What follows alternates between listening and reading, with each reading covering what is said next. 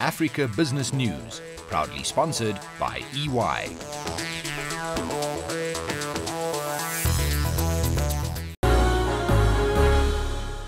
Africa, it is huge, it is diverse, and most of all, we celebrate its dynamic business landscape here on your favorite African business hangout.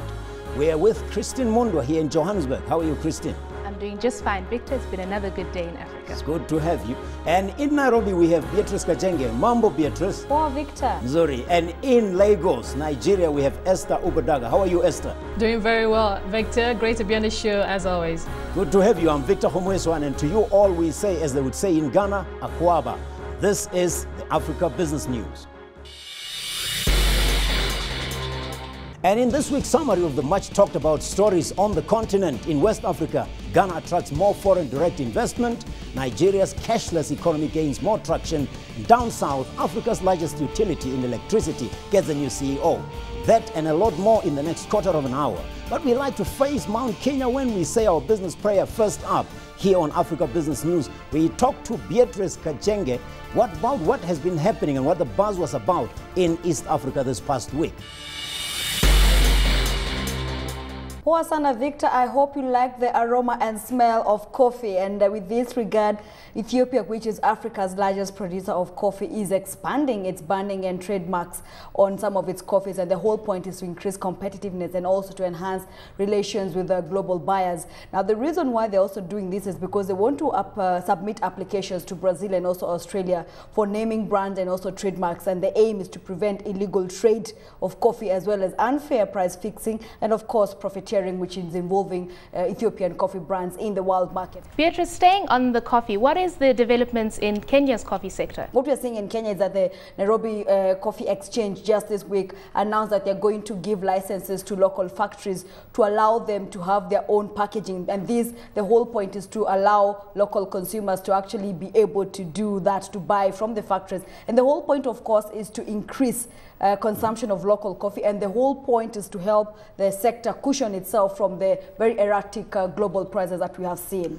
And Beatrice, there's something about trade in East Africa. Is Kenya losing ground to Tanzania now due to the high costs of shipping and moving goods in the region? Well, Victor, that's a very good question, and unfortunately a new survey conducted by the Shippers Council of Eastern Africa has shown that the high cost of moving cargo through Kenya is pushing East African traders to the Dar es Salaam port, and this is despite reforms that have significantly raised efficiency at the port of Mombasa. Of course, port of Mombasa is the gateway to most of the landlocked countries in East Africa. Now, traders at Kigali, Bujumbura and Goma pay less to move goods from the port of Dar es Salaam, and this is, of course, through the Tanzanian Central Corridor and than that of the Mombasa port. But what are the East African community governments doing to ease trade, especially on the port efficiencies and everything to do with moving goods from sea on land and vice versa?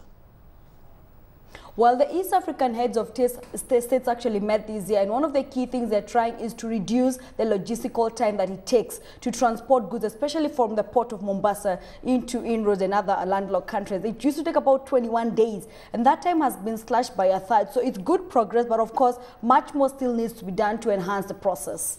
All right, you have a story also about the National Bank of Rwanda and its latest monetary policy and fiscal stability statement. What is that about? Well, the National Bank of Rwanda, as you just said, in its latest monetary policy and financial stability statement, said that exports from the country into the East African communities jumped by 38.6%, and this is the first half of the year. And this was despite the very poor performance that we saw in the world market. Kenya has a lot of retailers. I thought Uchumi was the big deal. You are telling me there's Nakumatt supermarkets that are also expanding, including a listing on the Nairobi Securities Exchange. Well, they're doing some good things and they're very aggressive when it comes to that space. And of course, retail is one of those key indicators that shows the economy and, of course, spending power of most economies of this continent. And Nakumatt Supermarket has announced that it plans to list on the Nairobi Securities Exchange and its neighboring stock markets within the next 3 years. And this will be offering investors a chance to own a piece of the region's biggest retailer, which is valued at $400 million. Now, the retail chain has also said that it will sell a 25% stake within the next 6 to 12 months in order to fund its growth. Beatrice, we're just a month away from the anniversary of that Westgate Mall attack. Give us a sense of what that loss was like for them. Well, when we last engaged management, and I'm talking about Atul Shah, who is the managing director of Nakumatt Holdings, he did mention that they lost about 1 billion shillings in that whole process. And of course, though part of it was recovered through insurance, of course, he did say that, of course, life loss cannot be recovered. So they did lose a number of staff in that branch. And of course, they've lost a lot of time because that was one of the key flagship brands that was in one of that very busy malls. But of course, as they say that they're still trying to look at how they can reopen negotiations to have some extra cash to fund their development. Well, in Southern Africa, you'd be hard-pressed to find a business issue as divisive as the collapse of microlender African Bank 2 weeks ago. Investors, regulators, depositors, analysts, you name them, they're asking tough questions about who should have or could have done what to stop the erstwhile stock market favorite from folding. And then, ratings agency Moody's downgrades the South African banks, drawing a lot of criticism from just as many quarters as you can find. But now it is the rating agencies themselves that are in disagreement. Two other ratings agencies, Fitch and Standard & Poor's, do not believe that the failure of one bank will have a contagious effect on the rest of the sector. Now, for the month of June, Namibia exported goods worth 2.7 billion Namibian dollars compared to 4.6 billion a month earlier, and that's 4.2 billion during the same month of last year, 2013. That's a major decline in exports, Christine. What do you think that is about? If we look at Namibia's trade partners and typically where Namibian exports are going to, the biggest partner is, of course, South Africa. 20% of Namibian products come here.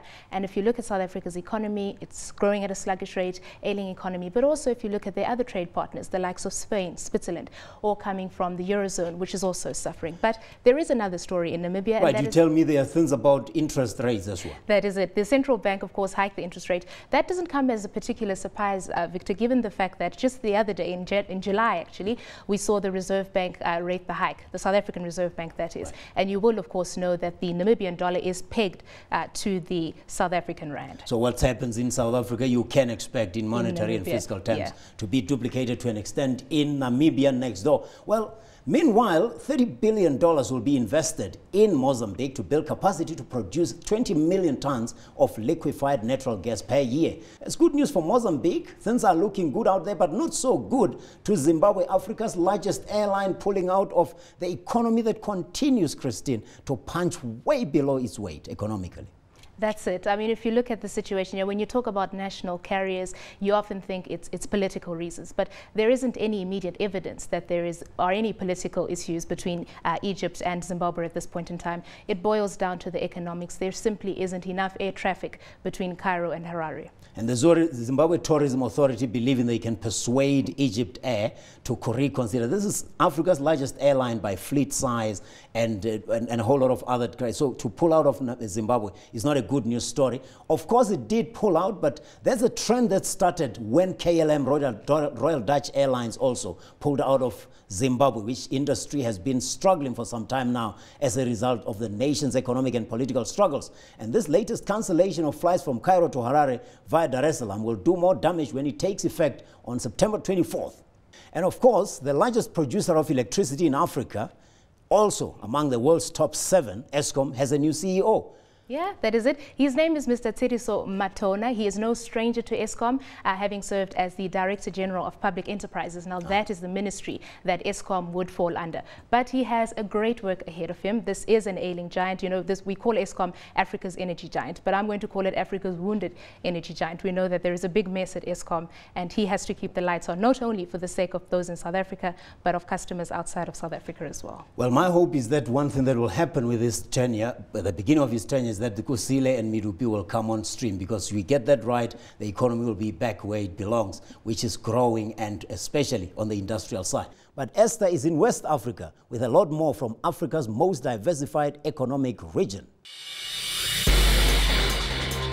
Esther, major airlines are cutting flights to Sierra Leone, Guinea and Liberia, but South African Airways, on the other hand, increases its Johannesburg-Lagos services from 7 to 8 a week. That's got nothing to do with Ebola, does it? Absolutely, Victor. And I also think that beyond that, it's also a sign of confidence in the Nigerian government. That's on the part of the South African authorities on how the country has been able to respond to the Ebola outbreak. We've also gotten commendations from the World Health Organization and, of course, course, recently the U.S. government on how Nigeria has been able to contain the virus. And of course, speaking on trade between South Africa and Nigeria, that currently stands at around 30 billion US dollars. And of course, we know that there's room for more. A massive investment in large rice production by large and medium-sized corporations in Nigeria has increased annual domestic processed rice production to over 4 million metric tons, and that's valued at around 800 billion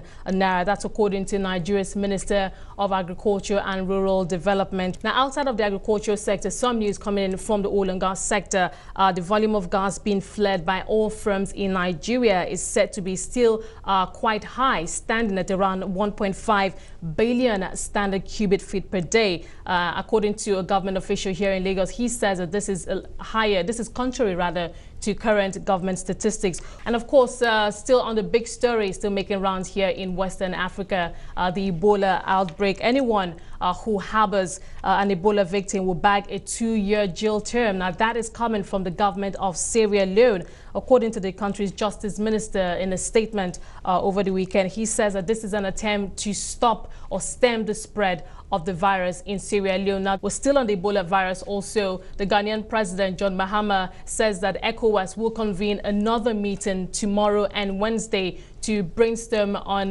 more strategic ways to combat the virus. Well, he says that travel restrictions between imposed on some countries on the worst hit countries. He says that this is affecting the fight against the virus. He says that this will prevent medical personnel from reaching such countries. Of course, Sierra Leone, Liberia and Guinea, the worst hit so far. Before we leave, I'm going to ask the 3 team members here, Esther, Beatrice and Christine, if they know who Samuel Maharero was. May I propose that it was a prominent African chief from Namibia? Spot on, Christine. Samuel Maharero was paramount chief of the Herero people in Namibia. Born in 1856, became chief when his father died. In 1890, he waged the first revolt in 1904 against German subjugation, leading that, and it lasted until August 11th. He went into exile with about 1,000 men after he was defeated, stayed in Botswana until his death in 1923. His body was returned on August 23rd in that year to Ogahanje in Namibia, where it was ceremoniously buried. Now, since then, Namibians celebrate this day in honor of 9 heroes of this diamond and uranium mining economy. The dress code for the day, military regalia. So if you have been a closet African warrior, Namibia's Heroes Day on August 26th is your good excuse to dust those epaulets and military boots and wage your own private war against anything that depresses you. To the Namibians, however, on this day we say, Happy Heroes Day. Well, that's it. We sign off until next week with Beatrice Kachenge in Nairobi, Esther Ubodaga in Lagos, and Christine Mundwa here in Johannesburg. I'm Victor Kgomoeswana saying, Kwaherini mabibi na mabwana. Until next week. Cheers.